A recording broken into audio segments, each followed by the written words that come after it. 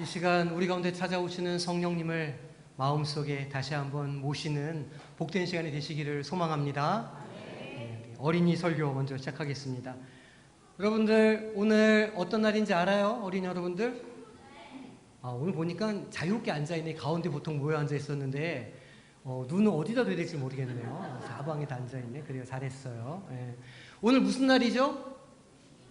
맞아요. 몇 년 됐을까요?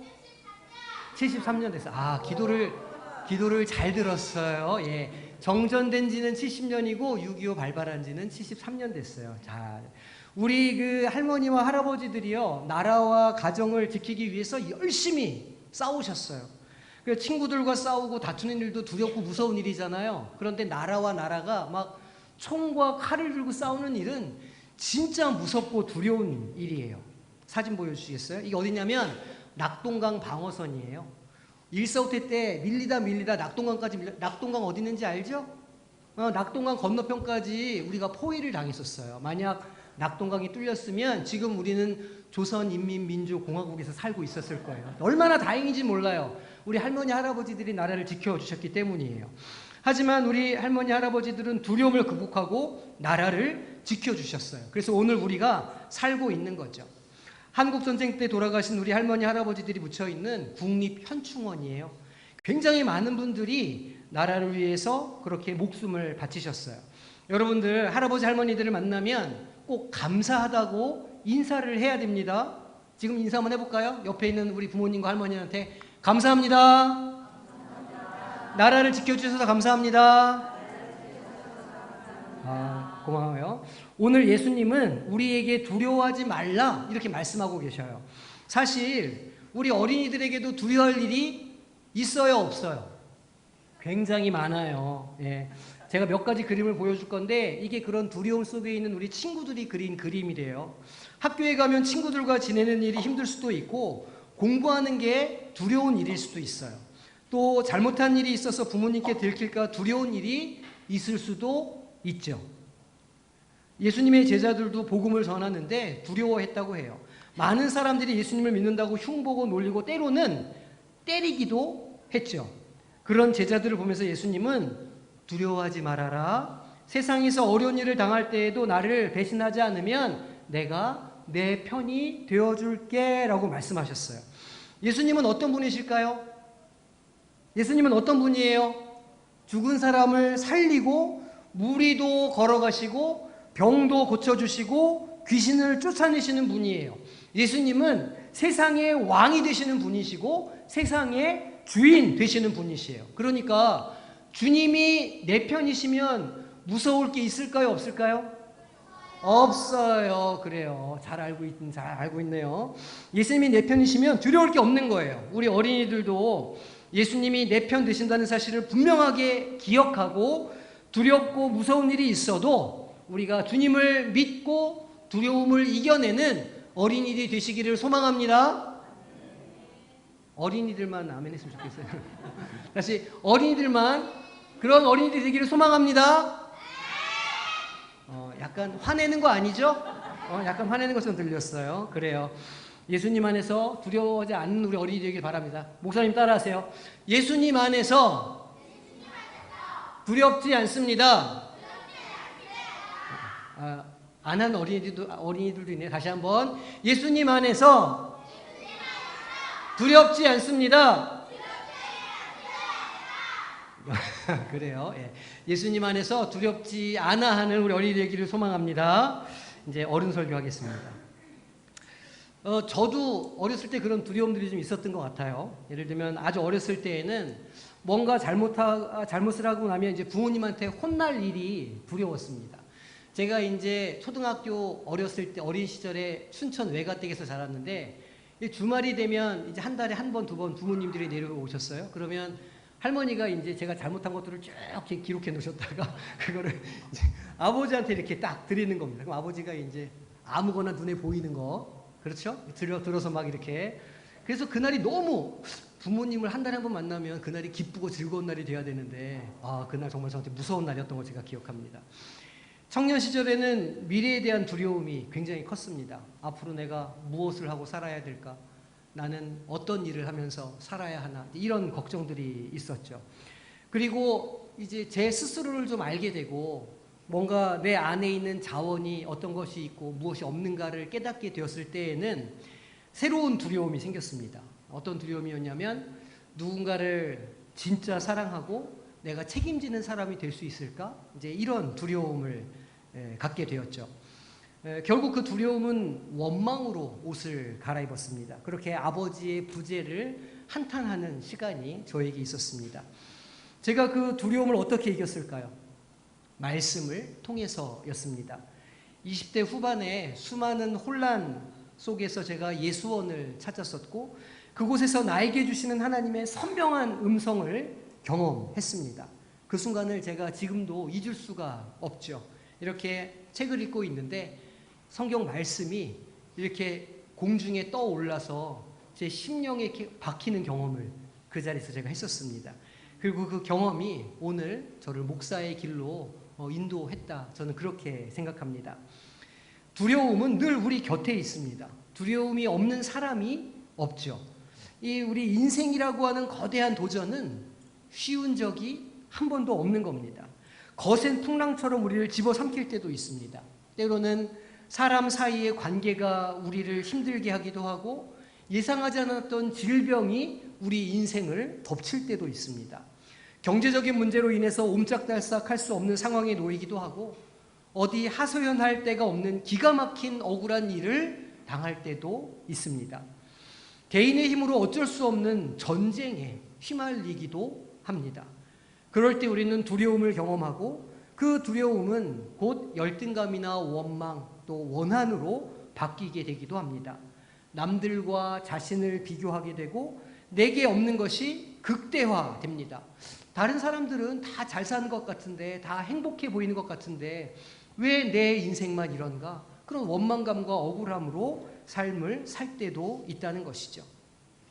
그리고 이 두려움을 그런 어려움들이 닥쳐올 때 우리가 경험하는 두려움을 잘 다룰 줄 알아야 사람의 내면은 성장하고 성숙해 갈 수 있습니다.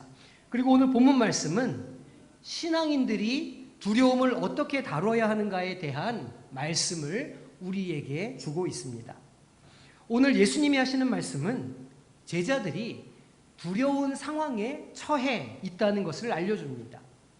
예수님과 함께 살았던 사람들도 그 삶에 두려운 순간이 있었다는 것을 우리는 기억해야 합니다.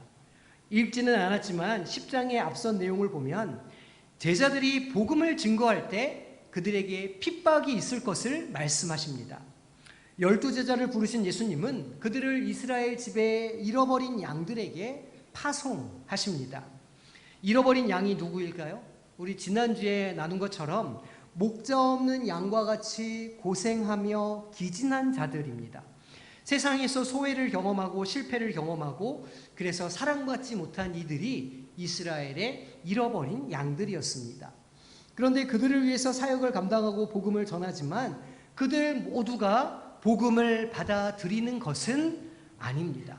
때로는 복음을 거부하고 제자들을 영접하지 않는 이들도 있을 거라 주님은 말씀하고 계십니다.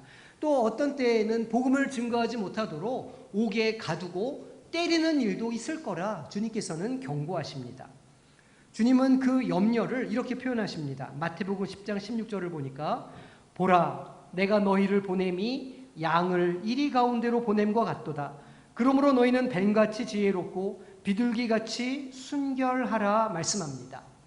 복음을 알지 못하고 예수를 알지 못하는 세상은 마치 이리와 같다는 것이죠. 그들은 양을 죽이고 삼키려고 한다는 겁니다. 사실 이 말씀은 세상의 권세 잡은 자가 누구인지를 알려주는 말씀이기도 합니다.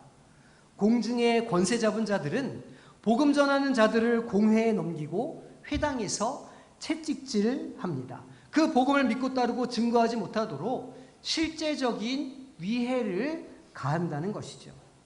마태복음 10장 21절 22절은 이렇게 말씀합니다.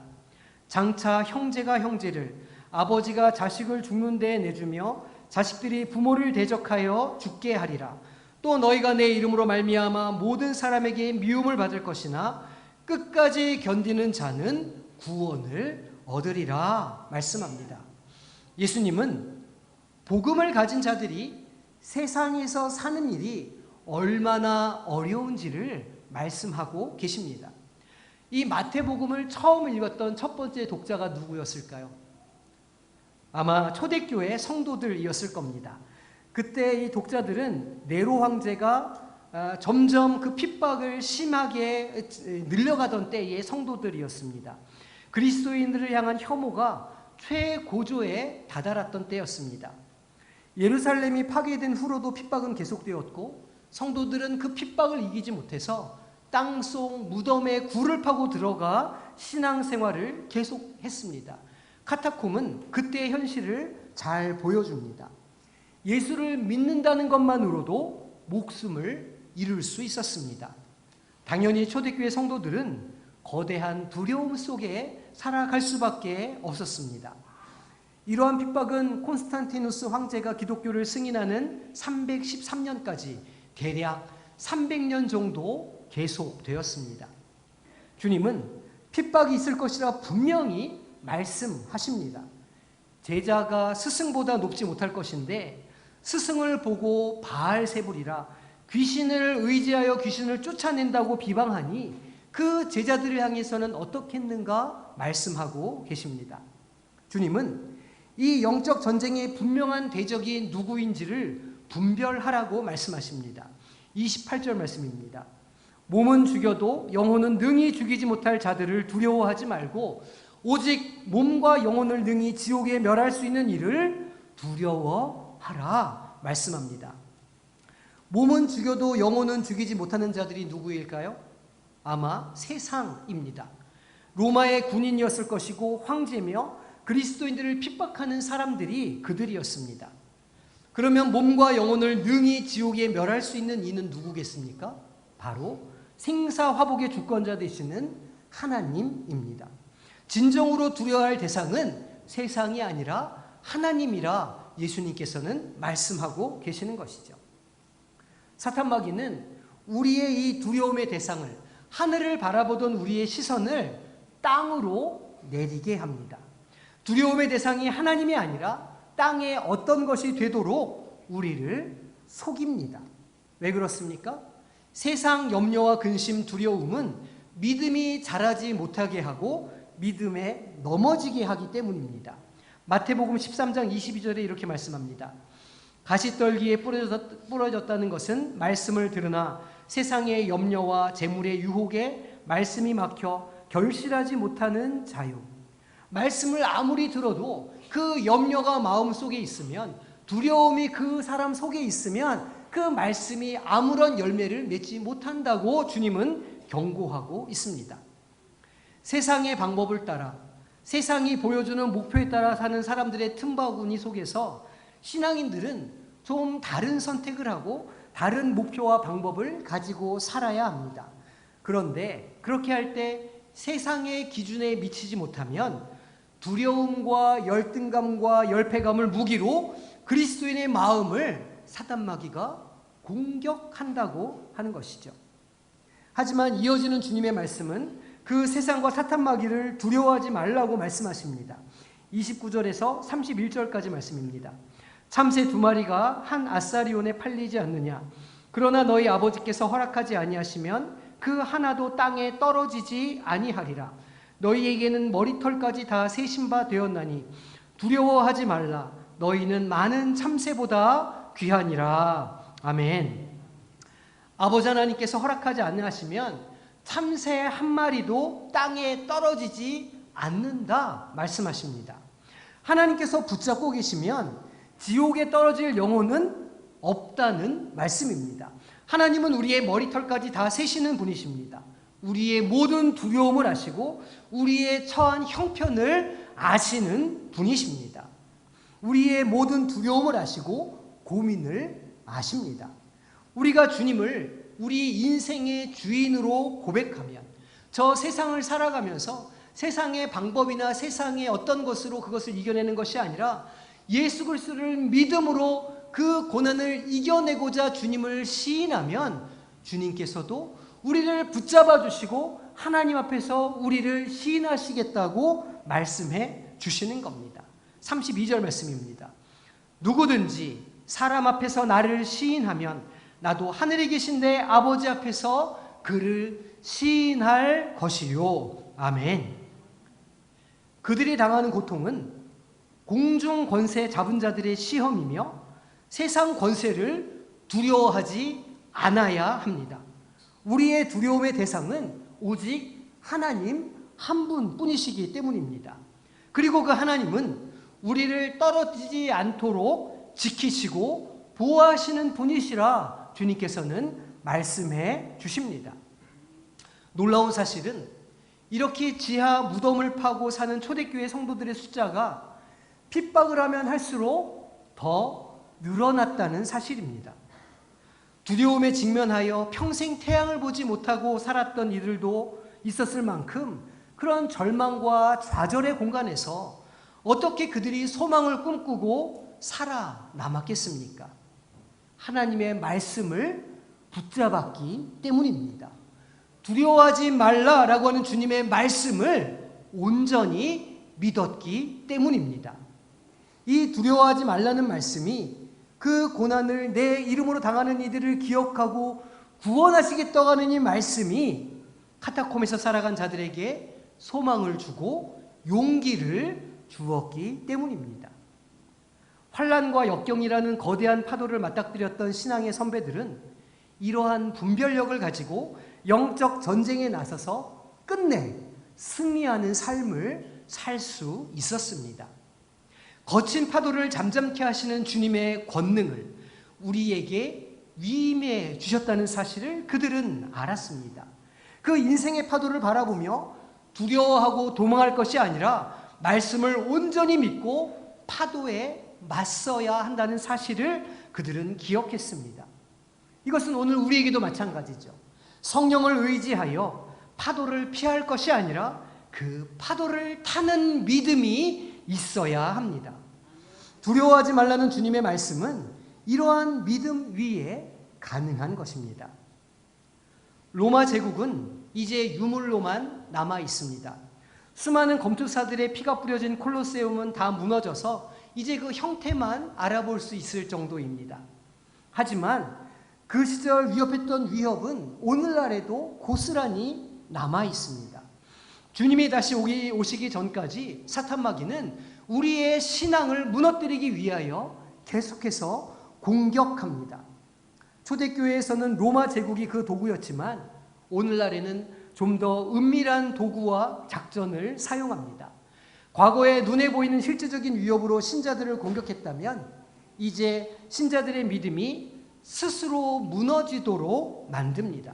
사탄 마귀가 쓰는 전략이 많지만 크게 두 가지만 말씀드리고자 합니다. 우리가 가장 먼저 분별해야 할 것은 다원주의입니다. 인간의 구원은 예수 그리스도로만 이룰 수 있다는 것이 아니라 주장하는 것이죠.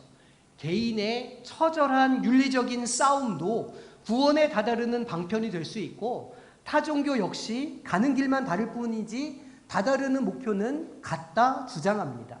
하지만 우리는 분명한 진리를 알고 있습니다. 요한복음 14장 6절에서는 이렇게 말씀합니다. 예수께서 이르시되 내가 곧 진리요 생명이니 나로 말미암지 않고는 아버지께로 올 자가 없느니라. 오직 예수님만이 우리의 구원자 되시며 우리의 살 길이 되신다는 사실을 우리는 분명하게 깨닫고 붙잡아야 합니다. 그런데 이와 같이 눈에 분명히 보이는 종교적 다원주의만 위험한 게 아닙니다. 좀 더 은밀한 다원주의가 이미 우리의 신앙 가운데 넓게 퍼져 있습니다. 꼭 교회에 출석해야 신앙생활을 할 수 있느냐는 질문을 하면서 가난한 성도들이 많아집니다. 영상으로 예배드리고 온라인으로 헌금해도 충분하지 않느냐 질문하죠. 하지만 신앙생활은 반드시 주님의 몸된 교회 안에서 함께하며 서로 자라게 되어 있습니다. 그것이 성경이 우리에게 알려주고 있는 진리의 말씀이죠. 에베소서 2장 22절은 이렇게 말씀합니다. 너희도 성령 안에서 하나님이 거하실 처소가 되기 위하여 그리스도 예수 안에서 함께 지어져 가느니라. 거짓 영은 건강한 교회론을 공격하고 성도들이 좀 더 개인주의가 되도록 유혹합니다. 참여하지 않아도, 함께하지 않아도, 서로 부대끼지 않아도, 양보하지 않아도, 용서하지 않아도 신앙생활할 수 있다고 우리를 속입니다. 결과적으로 사탄은 교회를 두려운 곳으로 만듭니다. 상처를 주고 험담을 하고 갈등을 일으키고 용서가 없는 곳이 교회라 여기게 만드는 것이죠. 만약 우리 성도들이 그 마음에 이러한 생각의 씨앗을 품게 되면 그 신앙이 허물어지는 것은 시간 문제입니다. 신앙은 교회 공동체 안에서만 서로 연합하고 상합할 때 자랄 수 있는 것이죠. 에베소서 2장 19절에서 21절 말씀은 이렇게 말씀합니다. 그러므로 이제부터 너희는 외인도 아니요 나그네도 아니요 오직 성도들과 동일한 시민이요 하나님의 권속이라. 너희는 사도들과 선지자들의 터 위에 세우심을 입은 자라. 그리스도 예수께서 친히 모퉁이 돌이 되셨느니라. 그의 안에서 건물받아 서로 연결하여 주 안에서 성전이 되어 가고. 아멘. 하나님의 권속이 된 우리는 선지자들의 터 위에 서로 연결되어 주 안에서 성전으로 함께 자라갑니다. 교회가 되어 가는 것이죠. 이 비전을 분명하게 소유하시기를 바랍니다. 이 진리를 가지고 있어야 이 공동체를 위협하는 사단마귀의 속임수를 물리칠 수 있는 것이죠. 두 번째 분별할 것은 세상에서의 성공에 대한 열망입니다. 많은 사람들은 행복이 물질이나 권력에 비례한다고 생각합니다. 더군다나 우리 사회는 돈과 권력만 있으면 법과 질서 위에 군림할 수 있는 것처럼 보일 때도 있습니다. 법과 국가 권력이 가진 자들의 편이 아닌가 의심스러울 때도 있죠. 공중 권세 잡은 자는 사람들의 마음에 있는 탐심과 허영의 본성을 극대화합니다. 물질에 대한 탐심이 끝이 없는 겁니다.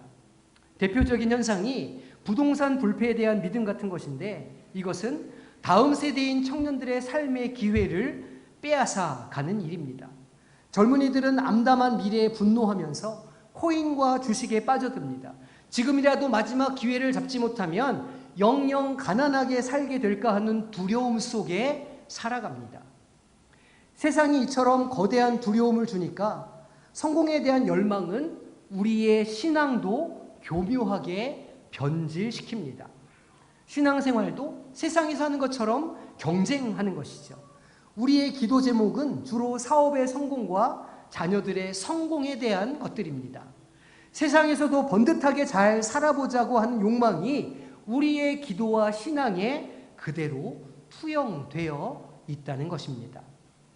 예수님의 가르침은 가난한 자들에게 복이 있다는 것이었고, 연약하고 소외된 자들의 친구가 되어주라는 것이었습니다. 중심부보다는 주변부로 나아가야 하고, 가진 자가 되는 것보다는 주는 자가 되어야 한다는 것입니다.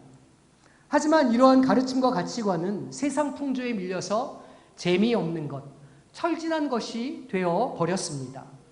주님은 두려워하지 말라 말씀하시지만 우리는 여전히 세상을 바라보며 그 세상이 주는 겁박에 놀라고 겁을 집어먹는 겁니다. 주님의 말씀으로 살아가는 것이 아니라 세상을 더욱 욕망하며 살아갑니다. 그러면서 주님을 시인하는 일에 둔감해지고 때로는 베드로처럼 주님을 부인하는 삶을 살게 되는 것이죠. 참으로 이상한 일입니다. 국민소득이 1만 불이 안 되던 시절에는 온 국민이 희망과 기대로 부풀어 있었는데 3만 불을 훨씬 넘는 이 시대에는 두려움과 절망이 가득하기 때문입니다. 물질이, 번영이 결코 행복과 기쁨을 약속하지 않는다는 사실을 우리는 반드시 기억해야 합니다. 우리는 도대체 무엇을 향해 이렇게 질주해 가고 있습니까? 무엇을 향해서 우리는 살아가고 있습니까?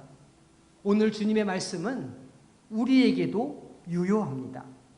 세상은 공중에 권세 잡은 악한 영은 믿는 자들의 마음을 빼앗습니다. 하나님을 신뢰하지 못하도록, 예수 십자가를 바라보지 못하도록. 하지만 그 세상이 주는 두려움은 거짓 음성입니다.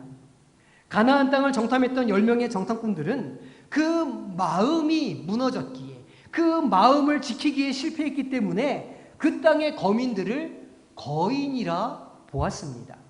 거짓 영에 속은 것이죠. 하지만 어떻습니까? 그 땅은 결국 믿음을 가진 여호수아와 갈렙에 의해서 정복당하게 되었던 것이죠. 그러므로 믿음을 가지시기를 바랍니다.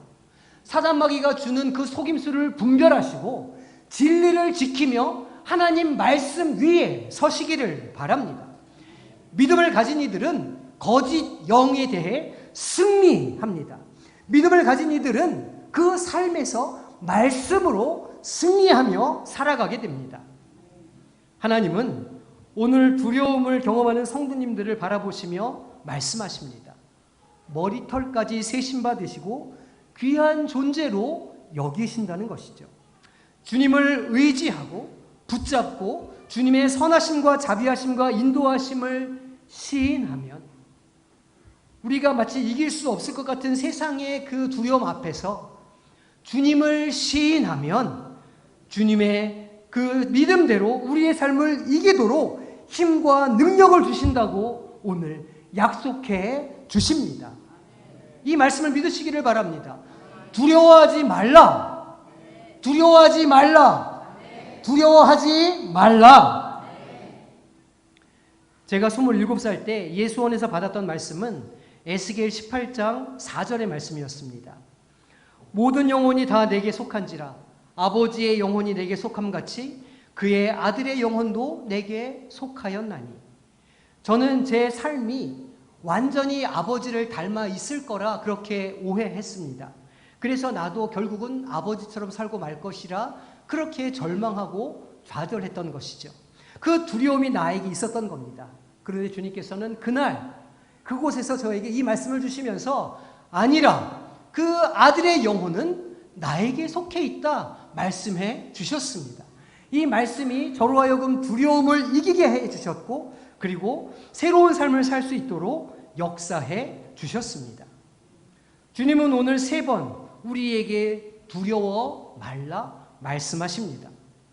세상을 보면서 그 거짓 영의 음성에 속아 두려움이 커지는 인생이 아니라 주님의 말씀을 온전히 믿고 그 말씀 위에 서서 주신 음성을 듣기를 사모하며 그 삶의 현장에서 말씀으로 승리하는 복된 믿음의 용사들이 되시기를 주님의 이름으로 축원합니다. 축원합니다. 이 시간 함께 우리 찬양하며 기도의 자리로 나아가겠습니다. 우리 찬양하면서 기도할 때 하나님, 제가 주님의 말씀 위에 서겠습니다. 세상을 바라보며 두려워하지 않겠습니다. 거짓 영을 분별하며 주님의 능력과 은혜를 시인하는 삶을 살아가겠습니다. 함께 고백하며 나가는 시간 갖겠습니다. 우리 주님 약속하신 말씀 위에서 함께 박수 치시면서 찬양하겠습니다.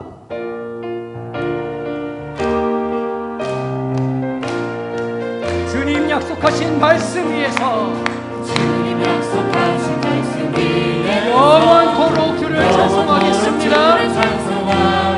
소리 높여 주께 영광 올리며 약속 믿고 굳게 서겠습니다.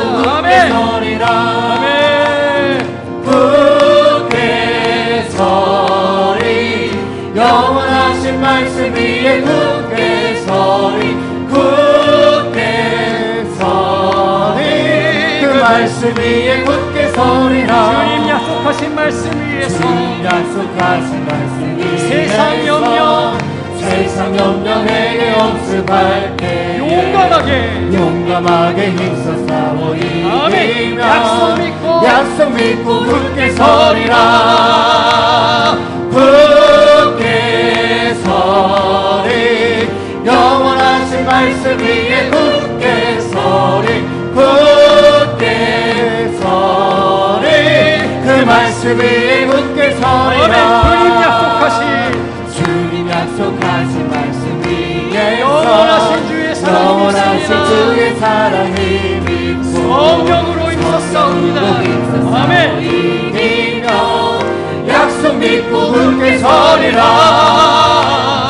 굳게 서리 영원하신 말씀 위에 굳게 서리. 굳게 서리 그 말씀 위에 굳게 서리라. 주님이 약속하신 말씀 위에서 주님 약속하신 말씀 위에 성령이 노하는 대로 성령이 인도하는 대로 행하. 주님 품에 항상 안식하게 주님 그렇습니다. 약속 믿고 굳게 서리라. 굳게 서리 영원하신 말씀 위에 굳게 서리. 굳게 서리 그 말씀 위에 굳게 서리라. 굳게 서리 영원하신 말씀 위에 굳게 서리. 굳게 서리 그 말씀 위에 굳게 서리라. 뜻하신 그곳에 뜻하신 그곳에 나 있기 원합니다. 이끄시는 대로 순종하겠습니다. 이끄시는 대로 순종하며 살리. 연약한 내 영혼을 통하여 일하여 주시옵소서. 연약한 내 영혼 통하여 일하소서. 주님 나라와 그 뜻을 위하여 뜻하신 그곳에 나 있길 원합니다. 뜻하신 그곳에 나 있기 원합니다. 이끄시는 대로 순종하며 살리. 연약한 내 영혼 통하여 일하소서.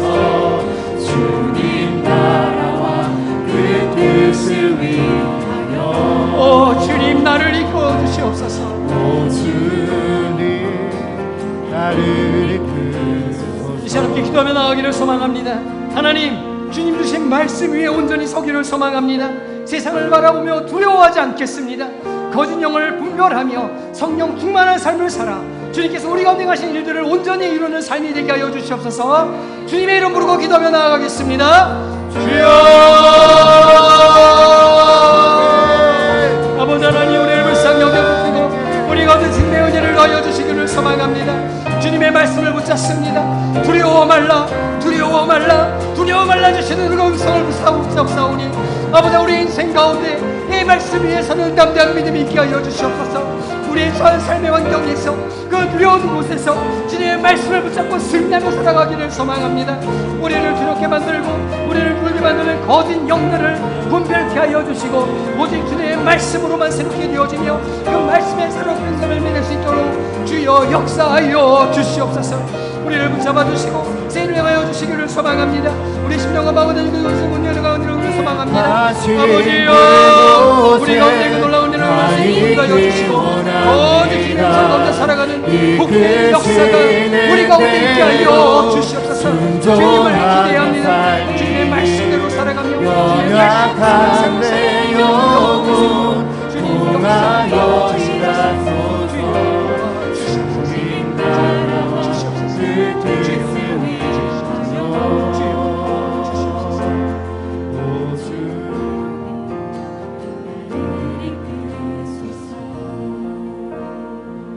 아버지 하나님 우리가 주님의 말씀을 의지하지 못하고 저 세상 가운데 살면서 쓰러지고 넘어지며 자빠지고 눈물이 납니다. 주여 우리가 주님의 말씀을 붙들기를 소망합니다. 그 삶의 현장에서 두려워하지 말라 나를 신하면 나도 너를 신하겠다고 하신 이 말씀을 붙잡고 믿음으로 살아가게 하여 주시옵소서. 그래야 우리 삶의 현장에 주님께서 일하는 것을 보게 하여 주시고 주님의 역사가 주님의 형통케 하시는 삶이 우리 가운데 펼쳐질 수 있도록 주님 함께 하여 주시옵소서. 지금은 예수 그리스도의 은혜와 아버지 하나님의 끝없으신 사랑하심과 성령의 교통하시며 역사하여 주시는 그 은혜가 주님의 말씀을 의지하며 담대함을 가지고 믿음으로 살아 말씀으로 풀어내기를 소망하는 이 자리에 머리 숙인 모든 주의 자녀들 위에와 그 가정과 직장과 사업과 학업 위에 군 복무 중인 청년들과 병상에 있는 지체들 위에 영원토록 함께 하시기를 간절히 축원하옵나이다. 아멘.